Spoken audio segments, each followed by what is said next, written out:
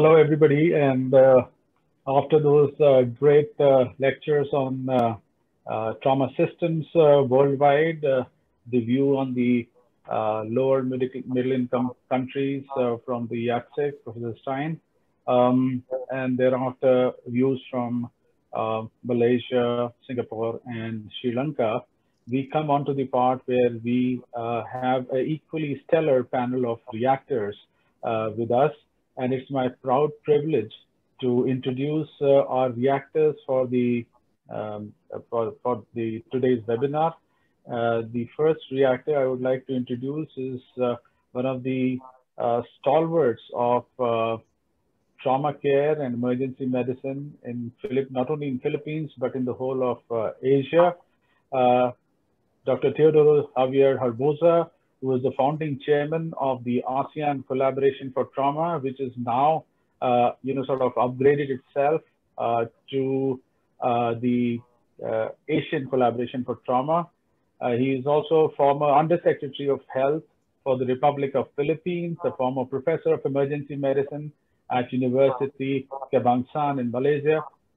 Presently, he is the executive vice president of the University of Philippines and a special advisor to the Interagency Task Force for Management of Emerging Infectious Diseases. My proud privilege to introduce one of my mentors from 2003 onwards, Dr. Herbosa. Thank you so much, sir, for joining us, and thank you very much for accepting our invitation to be a reactor. The trauma system is an organized and coordinated effort in a defined geographic area that delivers the full range of care to all injured patients and is integrated with the local public health system. That's important. It's integrated with the local public health system. And success of a trauma system is largely determined by the degree to which it is supported by public policy. And trauma systems are dynamic. It's always changing. It's in evolution all the time. And we saw that in the different presentations. First presentation was South Africa that talked about the need for injury prevention and disaster risk reduction as a big component of that system as you escalate day-to-day injury, preventing it, and then looking at the other end of the spectrum. She emphasized a lot about the education, the need for educating all the elements of that system. I'm glad she mentioned about the emergency and essential surgical care because together with Mina Chirian, we helped develop that particular unit at the WHO. And of course, she ended with a quote from former US President Obama who said, let's match reality with our ideals. Then we heard to talk about Singapore. Singapore is the richest country in our Southeast Asian region, but it's also the smallest. It's also one of the smallest. And I love the approach that it was, he talked about the trauma clusters and the use of data science and innovation in trying to improve the quality of trauma care.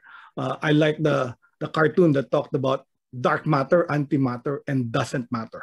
And he explained about the social determinants of how trauma as a healthcare problem is actually affected by whether they are from foreign domestic helpers or the structures or the houses in Singapore. And he talked about preventable death, very unique in Singapore because of the high rises, the falls from the high rise, blunt trauma, industry, and road injuries. But most important of his talk was really the talk on data and the use of the data from the National Trauma Registry, the collaboration and the education in all the clusters of the different hospitals and pre-hospital systems that handle trauma. And most important, he talked about the use of this data through analytics and trauma quality assurance. For my colleague in Malaysia, Rizal, of course, I'm a descendant of Rizal, so I'm glad to meet the person who's named Rizal. And I worked in Malaysia for 3 years. At that time, as a trauma surgeon working in the emergency department of University Kebangsaan, Malaysia, teaching the young emergency physicians taking their master's program in Malaysia.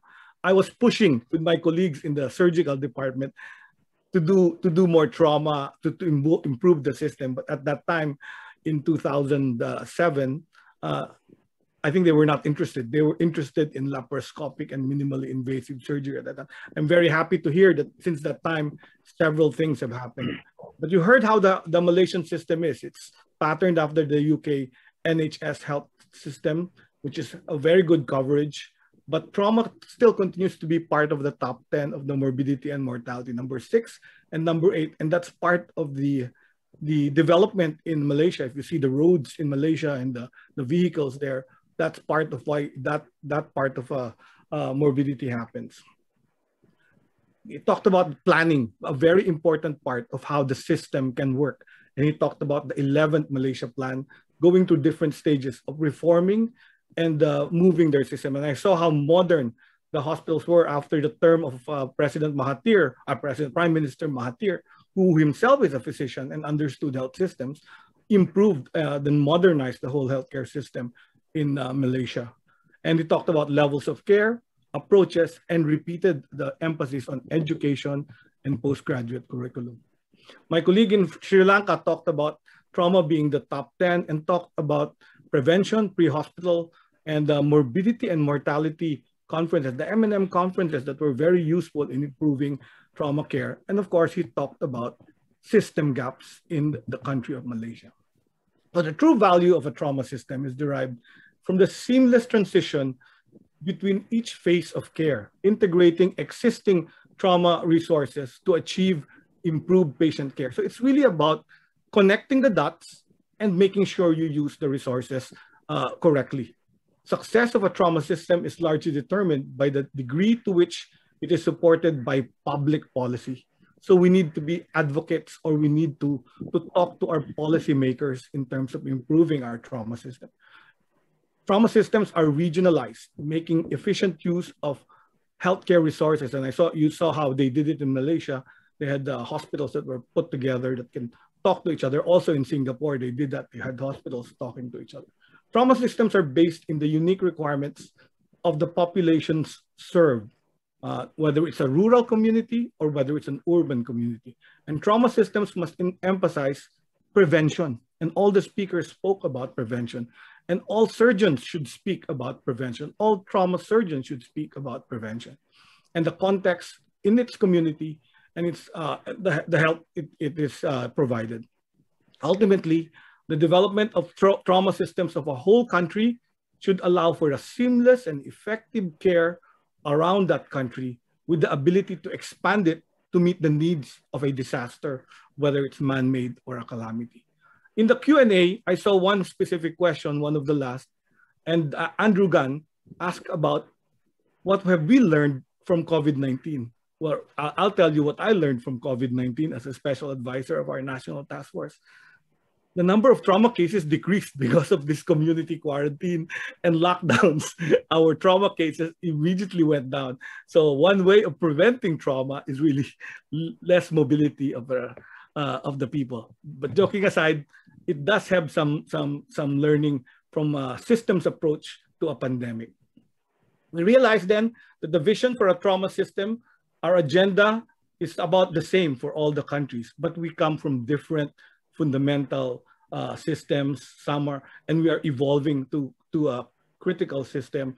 And we importantly include the aspects that have been mentioned by all 4 speakers: injury prevention, pre-hospital care, acute care facilities, and post-hospital care. Also, in the Philippines now, we've actually built up all of this through a trauma commission. What we realized, the Philippine College of Surgeons created in 2019 a commission, 3 commissions: a commission for trauma, a commission for cancer, and a commission for the underserved areas of the country. The Commission on Trauma, which I chair, expanded our membership to the government, to the military, to the emergency physicians, to the rehab physicians, and to mental health physicians. So we put that together so that we can address the gaps of the health system in our country. And many of the people in this webinar are part of our particular trauma commission, and we're helping the government achieve filling the gaps.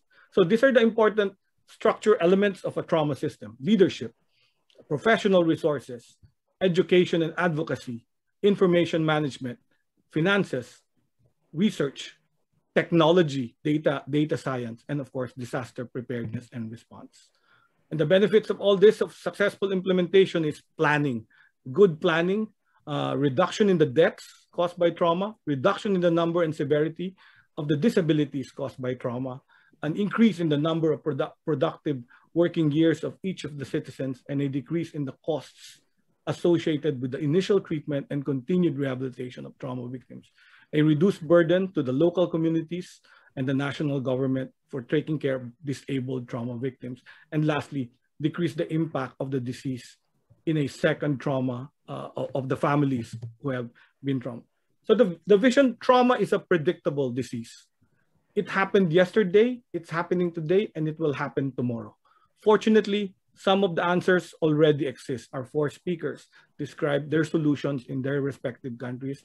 There is tremendous consensus among trauma stakeholders, multidisciplinary teams of professionals, not only surgeons, but all professionals, outlined in a plan to reduce death and disability from trauma. And what we need now is the support from policymakers, making sure we talk to them, and support from other healthcare providers, which may need a similar approach. For example, the same as the COVID system, a pandemic approach or system, maybe we should get involved as well. In my hospital, all the surgeons, because the surgery was canceled, became the lead for logistics, for command. So they became the leaders because of the training in surgery. Achieving a vision will not only serve thousands of your citizens, but it also help the injured in single incidents across your countries. So this is an urgent call to action that all our countries, through the Asian Collaboration for Trauma, be able to develop and improve all our systems in our different countries. Thank you very much for the opportunity to react.